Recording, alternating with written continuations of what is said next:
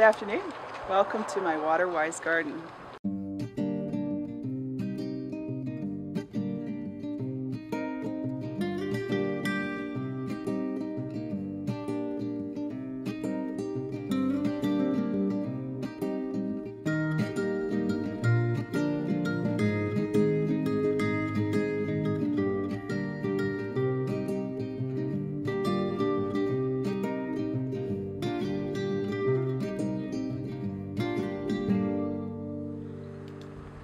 We started here about 12 years ago, and we started first with the idea of a conventional pond and stream, and won't it be great, we'll pump water through here. And over the years we've realized that that's probably not the best thing we can do for the environment. So recently we switched this area here over to being a bog garden, and the water supply comes from the downspout.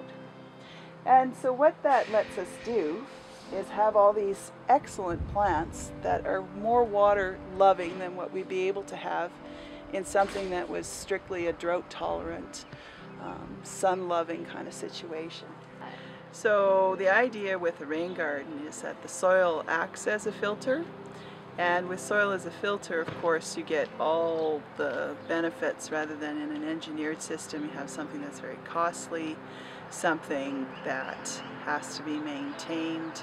The water that comes from your roof and your driveway, if you can get that going into your yard, actually that takes a huge burden off the overall system, just because that water now doesn't have to be treated further downstream in the pond. So this is part of a whole system that runs all the way across this 18-meter wide lot. Water from the downspout comes through here. There's soil underneath the gravel, and that soil by capillary action is going to give the moisture to the plants that are a bit further away from the bog. And any excess actually is going to spill under a pipe that comes out the other side here. And that system carries on all the way across the yard, and we're going to look at that as we continue on here.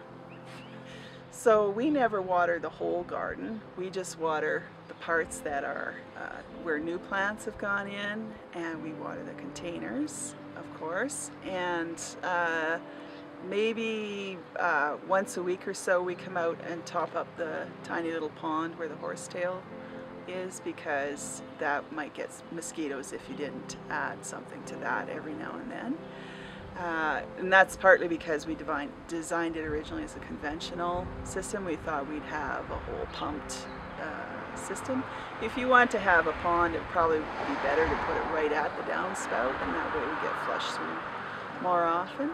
And then sometimes in August, if something's looking really droopy, we will add something just from the rain barrel or something like that. So this is a downspout on this side that is actually tied into the system, even though it doesn't look like it. Whatever water comes out here is going to go across this pathway, and it goes down to the other side of the yard, and that's treated a little bit differently. When it rains, the water comes across the pathway and down these steps, and it makes a little natural waterfall. And when that water gets here, it goes into this depression. You could say it's a dry riverbed, but from a stormwater perspective, it provides buffering to the system so that water doesn't immediately go onto the street and into the stormwater system. So compared to a driveway with a downspout nearby, it's a much better solution. If everyone did just a little bit with their downspouts and figured out how they could water their plants with it, they would make a huge difference altogether in the effect on the stormwater system.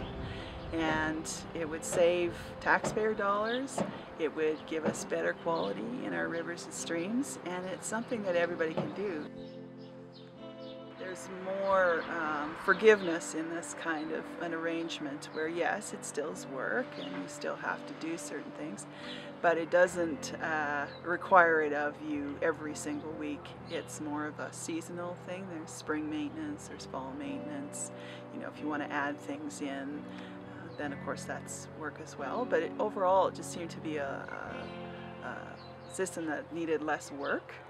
And then of course just watching things change through the seasons, it's very rewarding to see how dynamic it is. And you know from the birds and the butterflies and the bees that come to the yard that you're doing something good for habitat. And then it also is productive. There are apples and berries and various things that we get from it that no lawn's ever going to give you.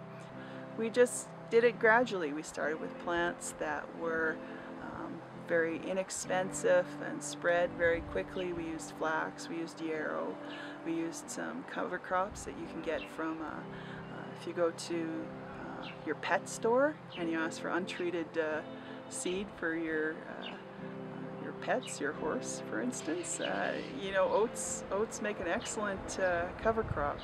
And you can mow it just like grass, but next year it's not there, and you can add in something that's more meaningful to you. And then as you have budget, you can start to change things out, and that's exactly how we did it.